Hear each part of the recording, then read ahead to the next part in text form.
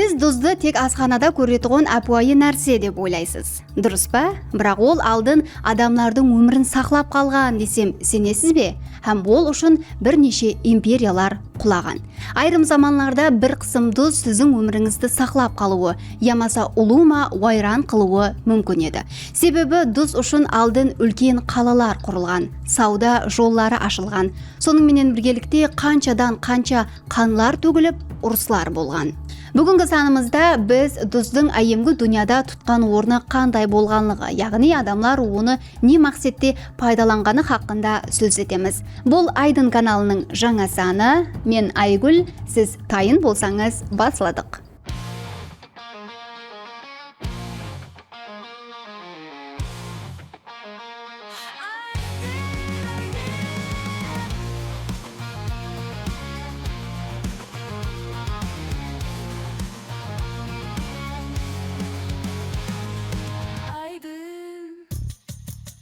Дуз не үшін айемде жүдә әхметлі болған деп ойлайсыз? Бұған себеп ол тұрмыстың көплеген тарауларында тикарығы рөл ойнаған. Алдын адамлар азық-ауқатты сақлау үшін дуздан пайдаланған. Әйне дуз, көш, балық һәм палыз егінлері сияқлы өнімлерді ұзақ мүддет бұзылмай сақлап тұруына мүмкіншілік берген. Бұндан сықары ол инсан организмі үшін да әхметлі еді. Ол қан басымын тәртіпке салуда, су һәм минераллар тең салмақлылығын ұслап тұруда зәрури есепланған. Дуз тек қана денсаулық үшін, бәлкі экономикалық тәрептен де жүді әхметлі болған. Бұның себебі неде дейтін болсаңыз, алдын дуз алтын сияқлы жүді қымбат есепланған. Соның үшін да қанчадан қанча қалалар, империялар әйне дуздың есабынан рауажланған. Мысалы, Мали империясы әйне дуз саудасы есабынан үлкен байлық һәм құдіретке еріскен. Сондай-ақ айрым жағдайларда Рим империясында әскерлердің іс хақысы да дуз формасында берілетін болған.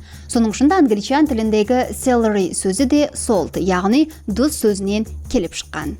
Дуз соның менен бірге рухи һәм діни мәніске де ие болған.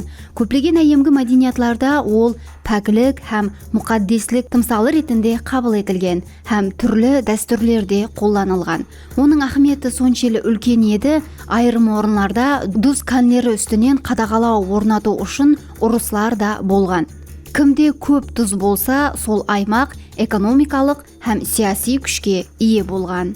Айемгі заманлардан берлі дуз инсаният тарихындағы ең қымбат һәм ахметлі өнімлерден бір есепланады. Дузды істеп шығару һәм оны ұзақ аралықларға жеткізу аңсат емес еді. Әсіресе шөл һәм теңізлерден ұзақ аймақларда дуз хақиқи байлық есепланған. Соның есабынан дүнияда дуз атрапында ірі сауда жоллары һәм күшлі монополиялар пайда болған. Монополия не дейтұғын болсаңыз, ол базарда тек бір компания өнім яки қызметті сататығын жағдай. Бәсекелестер жоқ, бақаны да, шартлерді де сол бір компания белгілейді. Қалегенше қымбат қылуы яки өнім бағасын төменлетуі мүмкін. Африкада атақлы дуз жолы бар еді. Сахара шөлінің қызыған құмынан өткен үлкен каруанлар дуз тасып, Мали империясындағы Тимбукту сияқлы қалаларды байтқан. Қытайда болса империя ішінде ислеп шығарылған дуз арнаулы сауда жоллары арқалы тарқатылған. Һәм бұл мемлекет үшін үлкен дарамат дерегі болған. Европада болса теңіз жағалауларынан ішкі қалалар тәрепке дуз тасылар һәм орта әсірлерде бұл сауда Ганза ауқамы тәрепінен қадағаланған. Айемгі Қытайда дуз тек қана тұрмыс үшін зәрурлі өнім, бәлкі сияси хакимиятты қолға кіргізу, соның менен біргелікте оны беккемлеу құралына айланған еді. Марк Курланскийдің Salt a World History кітабында жазылуына қарағанда, Римда біздің эрамызға шекемгі 2700 жылларға шекем дузды қазып алу, сондай-ақ оны бөлістіру мемлекет тарапынан қатаң қадағалауына алынған еді. Бұл дәуірде дуз тек қана азық-ауқатты сақлау, ямаса тағамға дәм беру үшін емес, бәлкі экономикалық һәм сияси парауанлықтың орайлық элементі ретінде қаралған. Қытайда дус іздеп шығару тикарнан ішкі аймақлардағы табиғи шор кәнлер арқалы әмелге асырылған. Бірақ бұл ресурслар тең бөлістірілмеген. Айрым регионлар дузға бай болған болса, басқалар бүткілдей бұннан тысқары еді. Сол себеплі дус үстінен қадағалауды қолға алу айны заманда адамлардың тұрмыс дерегін басқару деген еді.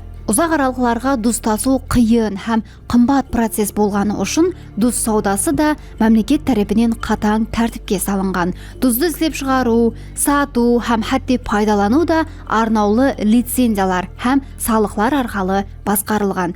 Үкімет дус саудасы арқылы үлкен дарамат алған және бұл ақшалар көбінесе армия қаражетлеріне, мінаралар һәм қала диуаларын құру сияқты стратегиялық жойбарларды финанслық тәминлеу үшін қолданылған. Айымғы Қытайда дус үстінен қадағалау сол дәрежеде саяси ахметке ие болған, яғни базы бір жағдайларда регионлық ақсүйеклер орайлық хакимият арасында әйне дус саудасы есабынан түскен пайда үшін қарама-қарсылықтар жүзеге келген. Айрым тарихи деректерге қарағанда базы бір көтерілістер һәм ішкі соқылғысулар әйне дус салығы есабынан. Сонымен біргелікте мемлекет монополия саясатына қарсы шыққан халық наразылықтары менен байланысты еді. Дус үстінен орнатылған бұл қатаң қадағалау моделі кейінірек басқа мемлекеттерге де тәсір көрсеткен. Қытайдың бұл тәжірибесі соны көрсетеді, апуайы көрінген бір ресурс, яғни дус уақытында империяларды байытқан һәм қарама-қарсылықтарды да келтіріп шығарған. Олар үшін дус сияси тұрақлылық, финанслық бекемлік һәм орайлық үкімет күшінің тикарғы деректерінен бірі болған. Дус үстінен қадағалау адамлардың тұрмысы үстінен қадағалау деген еді. Қытайда Мин династиясы дәуірінде дус үстінен толық мемлекет монополия орнатқан. Яғни тек үкімет оны сатып, халыққа бөлістірген. Рим империясында дус тек қана күнделіклі мүтәжілік үшін, бәлкі әскери, сияси һәм экономикалық тараптан де жүді ахметлі есапланған. Яғни дус Рим империясында стратегиялық ресурс еді. Оны тек қана азғауқат үшін емес, ал армия үшін де зәрурлі деп есаплаған. Римліклер дузды салыс деп атаған, сондай-ақ оны тұрмыстың har бір тарауында зәрурлі деп білген. Бүткіл бір стратегиялық жол, Via Salaria, яғни дуз жолы әйне осы өнімді тасу үшін құрылған. Via Salaria әйемгі Римнің ең ахметлі сауда жолларынан бірі болып, Адриатика теңізі жағалауынан Римге дус тасу үшін қолданылған. Дус шор каннерден алынып, Рим және оның атрапындағы аймақларға жеткізіп берілген. Бұл жол тек ғана дус, бәлкі Рим экономикасының көптеген тұрмыслық ресурсларында тасиды. Via Salaria сондай үлкен ахметке ие еді, оның таминаты Римнің сияси һәм экономикалық тұрақлылығын сақлау үшін ахметлі болған. Рим армиясы үшін дуздың ахметі күта үлкен болған. Ол тек қана азғауқаттың бір бөлігі болып қалмай, бәлкі армияның жауынгер таярлығы үшін да зәрурлі еді. Ұзақ жүріслер дауамында Рим әскерлері дузланған азғауқат жеген. Хәтте Рим әскерлерінің ісқақсы salary сөзі де salt, яғни дуз сөзінен келіп шыққан. Дәслепкі дәуірлерде әскерлерге ісқақы толық емес, дуз формасында төленген, ямаса дуз сатып алу үшін ақша берілген. Бұл болса дуздың Рим экономикасы һәм армиясындағы орайлық рөлін және де күшейткен.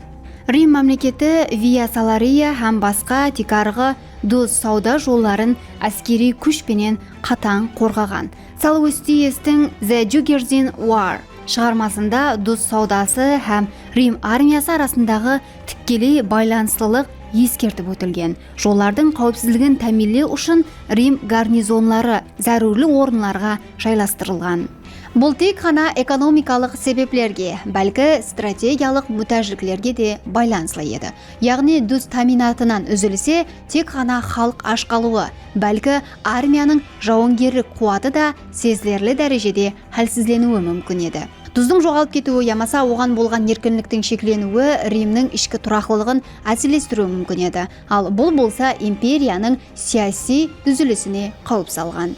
Дуздың бұндай ахметлі рөлі Рим жәмиетінде оның социал һәм саяси тұрмысында да тәсір көрсеткен. Виа Салария сияқлы сауда артериялары арқалы қадағалау орнату Римнің өзінің ішкі режимін бекемлеу һәм империяны географиялық тәрептен бірлестіруде зәрулі құрал болған. Нәтижеде Рим дуз арқалы тек ғана экономикалық тұрақтылықты, бәлкі саяси һәм әскери күшті сақлауға да еріскен.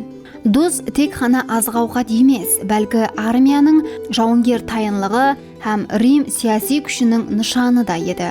Әскери күш болса, дуз жолларының үзліксіз іскерлігін тәмелеу үшін тұрақлы түрде бағдарланған. Бұл жоллар тек қана Римнің экономикасын байытқан, бәлкі оның хүкімранлығын сақлауда да тикарығы құрал еді. Сахара шөлі дүнияның ең аяусыз шөлінен бірі болып, тек тұрмыс үшін сынақ майданы емес, бәлкі байлық үшін күресілер орайы да еді. Тап осы шөлдің құшағында Такхаза атлы орында әйемгі Африканың ең қымбат ресурсларынан бірі дуз кәнлері жайласқан еді. Такхаза кәнлері Сахара шөлінің батыс бөлігінде жайласқан болып, онан қазып алынған дузлар каруан жоллары арқалы Мали империясының жүрегі болған Тимбукту, сондай-ақ Гао һәм басқа сауда орайларына жеткерілген. Дуз азық-ауқатты ыссы аймақлардан сақлау үшін зәрурлі еді. Сондай-ақ ол Африка экономикасы үшін да ахметлі болған. Дуз соның менен бірге экономикалық құдіретті аңлататұғын еді. Бұл ресурс саяси күштің нышаны болған. Мали империясы 13-14 әсірлерде Такхаза кәнлерін қадағалап, Батыс Африкада ең бай һәм күшлі мемлекетке айланды. Манса Муса дәуірінде империя байлығы соншелі дәрежеде артты. Манса Мусаның Меккеге сапары уақытында тарқатқан алтын бүткіл жақын шығыс базарларының экономикалық тең салмақлылығын бұзған. Бірақ бұл байлықты сақлап қалу аңсат болмаған. Орта әсірлердің ақырларына келіп, Соңхай империясы күшейіп, Такхаза кәнлеріне көз тікті. Такхаза үстінен қадағалау орнату үшін Мали һәм Соңхай империялары арасында құраллы тоқнасулар жүзіп берді. Каруанлардың жолларын иелеу һәм кәнлерден дуз алып шығуға рұқсат бермеу үшін әскери күшлер тұрақлы түрде шөл бойлап әрекет еткен. Такхаза кәнлерінің қадірленуі соншелі үлкен еді, қаланың өзінде де дуз плиталарынан құрылған имаратлар болған. Бұл қала атрапында құрылыс материаллары шекленген еді. Дуздың өзі ең көп ұшырайтұғын һәм зәрур ресурсқа айланған. ЮНЕСКО дерегіне қарағанда, бұл регионда дуз саудасын бақылау тек ғана ішкі саяси тұрақлылық үшін, бәлкі сыртқы саудада да үлкен ахметке ие болған. Кімде-кім Такхаза үстінен хүкімранлық еткен болса, ол Сахара шөлі арқалы өтетұғын сауда жолларын да қадағалаған. Соның менен бірге алтын, құллар, піл сүйегі сияқлы байлықлар ағымын басқаруға еріскен. Такхаза апуайы кән емес, бәлкі бүткіл Батыс Африканың экономикалық орайларынан бірі болған.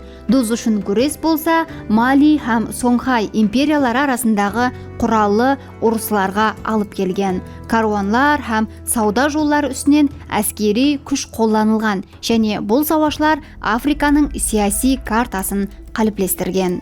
Францияда болса, дуз апайы өнімге қарағанда халықты тіз шөктірген салық саясатының тымсалына айланған еді. Яғни, Габел деп аталған дуз салығы 13-ші әсірдің ақырында енгізілген болып, әсірлер давамында давам еткен. Әрбір бұқара өзінің ықтиярына қарамастан белгілі бір мұғдарда дуз сатып алуға мәжбүр еді. Салық болса соншелі дәрежеде ауыр һәм адалатсыз болған. Соның шында адамлар жасырын түрде айырым жерлерден дуз ұрлай бастаған. Нәтижеде дуз контрабандасы рауажланған. Нәтижеде жүзлеген инсанлар жазаланды, қамаққа тасланды. Габеле салығы соншелі жаман көру сезімін оятты. 1789 жылы француз революциясында халық адалат һәм теңлік талап етіп көшелерге шыққанда, олардың ғазебі алдын тап осы салық системасына қаратылған. Солай етіп апуайы дуз үстінен орнатылған зорлық ақыр-ақыбетте короллық хүкімранлығын ләрзеге келтірді.